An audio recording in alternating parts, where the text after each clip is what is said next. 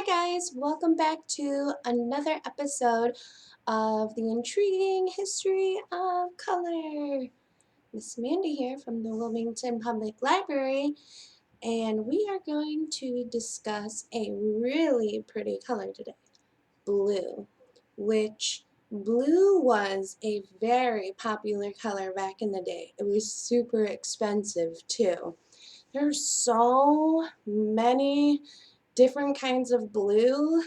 It would probably take me hours to go over the color blue. But I do have some fun facts and some nice facts and artsy facts, but blue, which there are so many things in nature that are blue as well. So let's get to it. You can also be like, oh, I'm feeling blue because blue is kind of sad, or blue might be cold. The color blue is associated with two of Earth's greatest natural features, the sky and the ocean. I love the sky. You can see so many beautiful things. The sky can be so many different colors of blue, but you know what else is blue? The ocean. And the ocean is our secret word. How many times did I say ocean? But that wasn't always the case. Some scientists believe that the earliest humans were actually colorblind and can only recognize black, white, red, and only later yellow and green. As a result, early humans with no concept of the color simply had no words to describe it. This is even reflected in the ancient literature such as Homer's Odyssey that describes the ocean as a wine red sea. Blue was first produced by ancient Egypt. Egypt invented a lot of colors in our earlier videos. Egypt is in all of our stories. Blue was first produced by the ancient Egyptians who figured out how to create a permanent pigment that they used for decorative arts. The color blue continued to evolve for the next 6,000 years, and certain pigments were even used by the world's master artists to create some of the famous works of art. Today, it continues to evolve, with the latest shade discovered less than a decade ago. Wow. Look at this picture of a blue vase. It's Egyptian. Around 1750s, 1640, this blue vase was examined by architects. There's a long list of things we can thank the ancient Egyptians for inventing, and one of them is the color blue. Considered to be the first ever synthetically produced color pigment, Egyptian blue was created around 2200 BC. It was made from ground limestone mixed with sand and copper containing mineral, such as azurite or malachite, which was then heated between 1470 and 1650 degrees Fahrenheit. The result was an opaque blue glass, which then had to be crushed and combined with thickening agents such as egg whites to create a long-lasting pigment or glaze. The Egyptians held the hue in a very high regard and used to paint ceramics, statues, and even to decorate the tombs of the pharaohs. The color remained popular throughout the Roman Empire and was used until the end period, 332 BC and 395 AD, when new methods of color production started to evolve. Is the ocean really blue though? Or is it a reflection of the sky?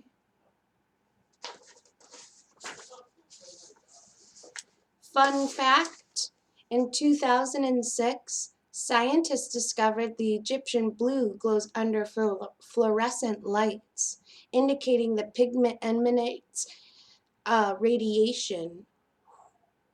The discovery had made it a lot easier for historians to identify the color on ancient artifacts, even when it is not visible to the naked eye. Whoa. Let's see, ultramarine. The history of ultramarine began around 6,000 years ago when the vibrant semi-precious gemstone, it was made from lapis, began to be imported by the Egyptians from the mountains of Afghanistan.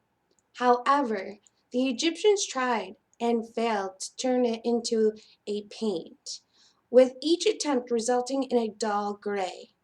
Instead, they used it to make jewelry and headdresses. Also known as true blue, lapis first appeared as a pigment in the 6th century and was used in Buddhist paintings in Afghanistan. It was renamed ultramarine, in Latin ultramarinus, meaning beyond the sea, not ocean. When the pigment was imported into Europe by Italian traders during the 14th and 15th centuries, its deep royal blue quality meant that was highly sought after among artists living in medieval Europe. However, in order to use it, you had to be wealthy, as it was considered to be just as precious as gold. That's amazing.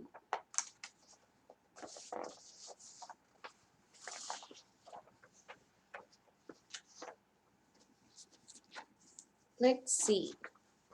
I lost my papers. Ultramarine was usually reserved for only the most important commissaries, such as the blue robes of the Virgin Mary in David's Virgin and Child with female saints. See how the blue sticks out?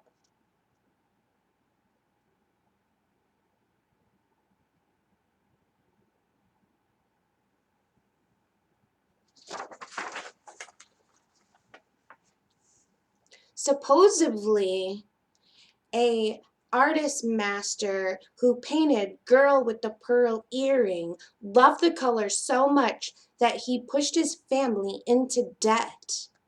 It remained extremely expensive until a synthetic ultramarine was invented in 1826 by a French chemist, which was then named French ultramarine. And this is a picture of the girl with the pearl earring. That is a very vibrant blue headdress. These paintings are a lot more beautiful and real life-like with the blue in person and not printed off of a computer.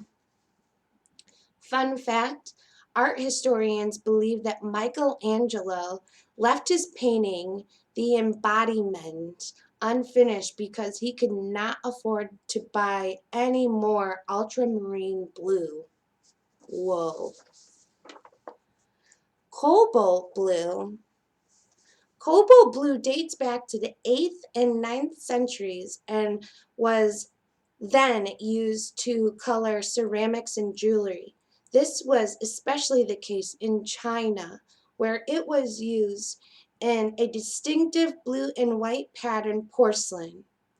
A purer alumni-based version was later discovered by French chemist Louis Jacques in 1802, and commercial production began in France in 1807.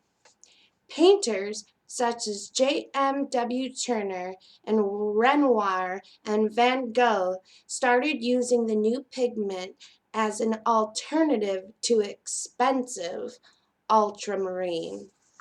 Whoa. They were using really expensive paints back then. And they were using really poisonous paints too. I'm so glad that scientists have changed things. In pursuit of the color of the sky, French artists developed a matte version of ultramarine that was considered to be the best blue of all. International Klein Blue, IKB, as he registered a trademark, and the deep hue became his signature, Klein. Between 1947 and 1957, he painted over 200 microchrome canvases, sculptures, and even painted human models in the IKB color so they could print their bodies on the canvas. Fun fact, Klein once said, "Blue has no dimensions. It is beyond dimensions," believing that it could take the viewer outside the canvas itself. Whoa. That was once said, if you look far out and you see the sky and the ocean, there is no difference. Next time you guys go and you go to like Michigan Lake or the Indiana Dunes, look at the sky and look at the ocean as far as you can see, and see if you can see like a dimension, or see if you could see where the sky ends and the ocean begins or the lake begins. It's so beautiful, and it's so hard to tell which one starts and which one ends. Yttrium. In 2009, a new shade of blue was accidentally discovered by Professor Subburn Money.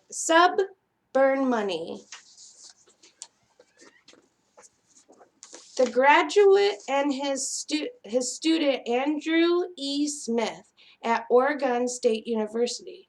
While exploring new materials for making electronics, Smith discovered that one of his samples turned bright blue when heated, named yttrium blue, after its chemical makeup of yttrium, iridium, and manganese.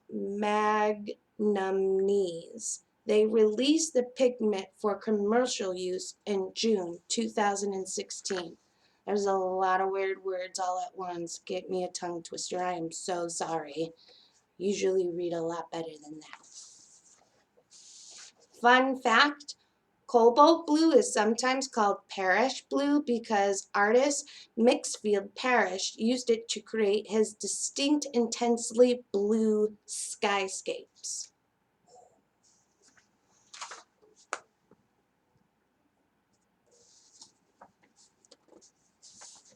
That is so okay, so also known as a Persian blue, was discovered accidentally by a German dye maker, Jonathan Jacob Dischbach. In fact, Dischbach was working on creating a new red. However, one of his materials